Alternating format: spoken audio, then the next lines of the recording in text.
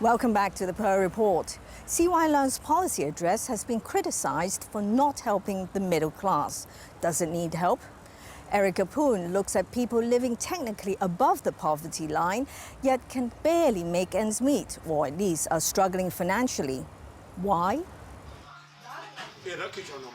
Ghazanfar Khan came to Hong Kong in his teens from Pakistan in 1986. He finished high school here and had odd jobs before becoming a construction worker. In 1992, he married his wife in Pakistan and sired 3 daughters there. He eventually brought them to Hong Kong, where 2 more sons and daughters were born. All 9 family members are now permanent residents and have lived in public housing in Tseung Kwan O since 2001. Ghazanfar's monthly income ranges from $20,000 to $25,000. It depends because sometimes we have overtime. I work 7 days a week, 12 hours per day. His work is project-based. So when the project finishes, I have to look for another job. Not easy for us because we are not well educated. Last March, Ghazanfar was unemployed for a month and got on CSSA. After he found work again, the monthly CSSA of about $10,000 was switched to the name of the mother, Praveen.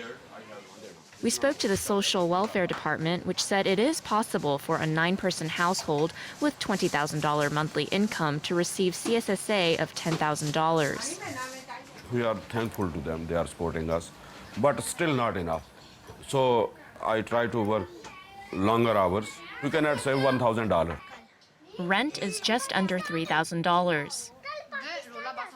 The big problem for us, the children education and overfood.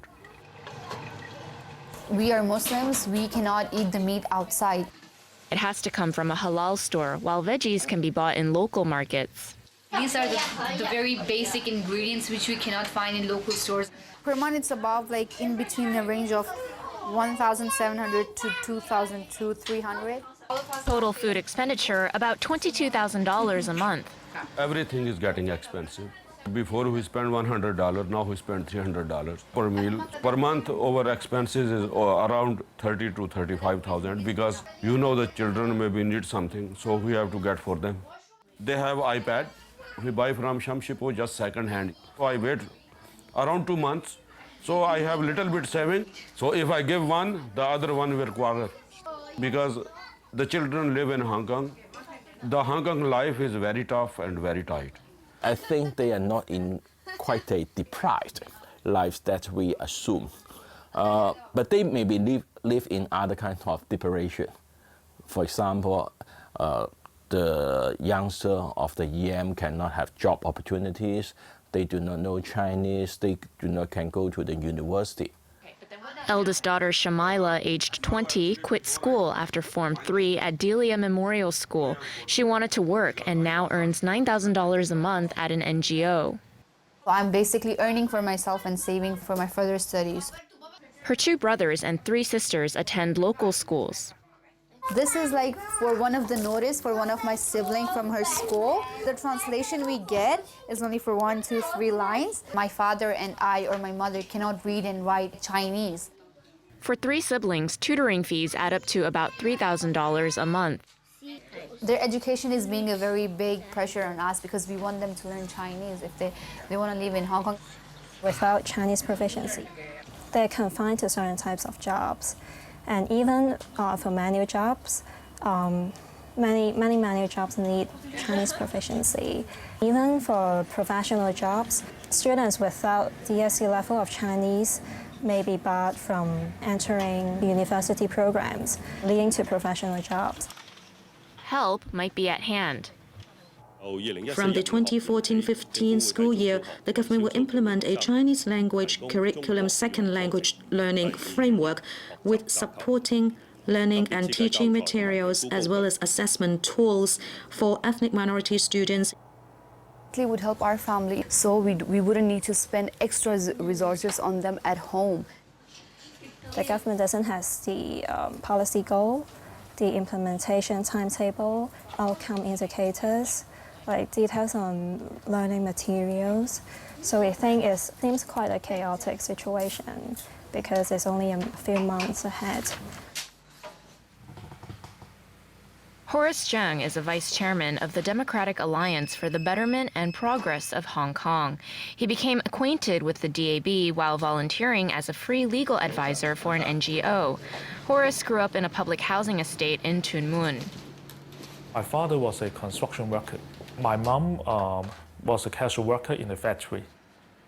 Horace managed to get a grant to attend City University. Graduating in 1997 with a law degree, he became a solicitor in 2000 and started his own law firm in Central 6 years later.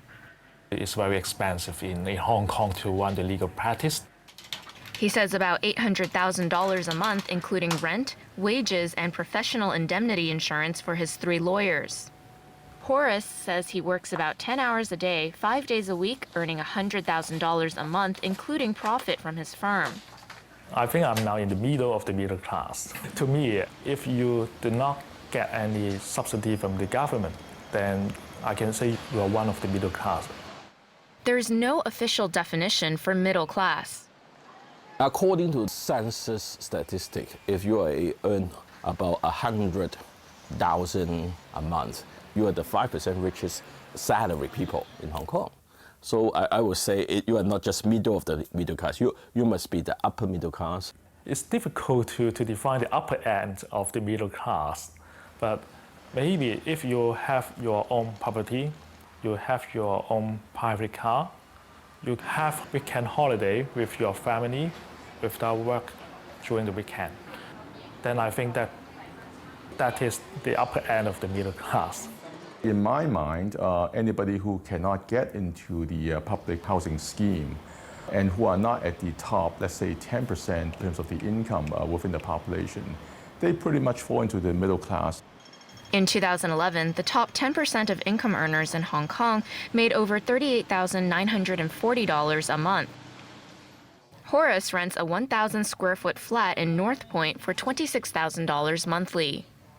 I think the down payment is one difficulty to most of the middle class in Hong Kong. For example, this house, the market price is about 10 million. So if you can only get half from the bank, it means that you need to have 5 million before you can buy this property. Hong Kong has a very unique problem because of our extremely distorted, very high property prices. Anyone who cannot afford private housing and who cannot at the same time qualify for the public housing schemes, I think that they all are in some financial difficulty. Horace hopes to buy a flat in a couple years if prices go down. He had married in 2010. I spent about $500,000. You need to pay the wedding banquet, wedding photographs, honeymoon.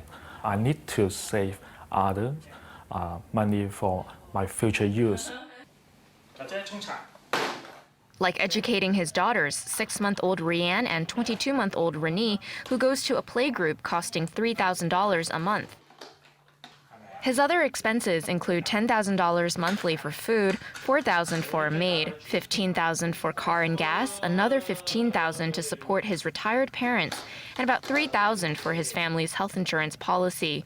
Horace says he saves up to $20,000 a month.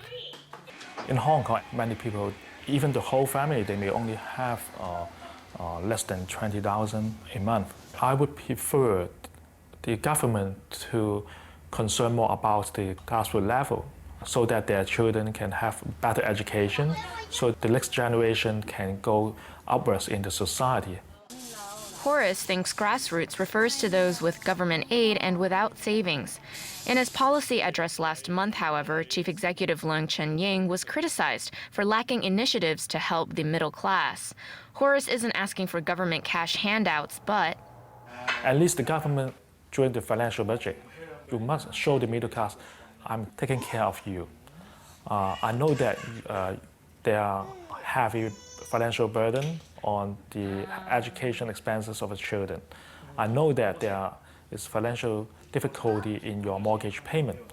So I will try to give a higher tax allowance for you, try to give you some financial relief. Financial Secretary John Tsang will be delivering his budget speech on February 26th.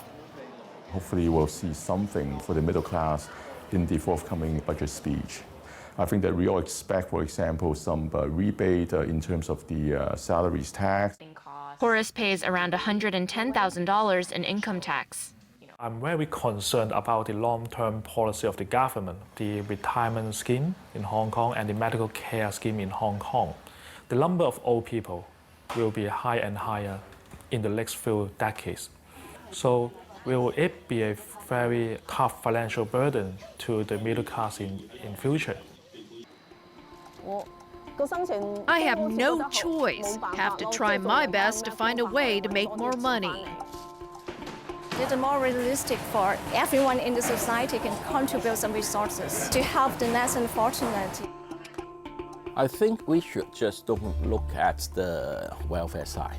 We should also look at how to create wealth. Okay, you have some global finance here, but what is this related to the Hong Kong people here? Well, thank you for watching our show. It will be re-aired on Tuesday and Saturday, as well as on tvb.com. Until next time, from the Pearl Report team, good night, good luck, and good health.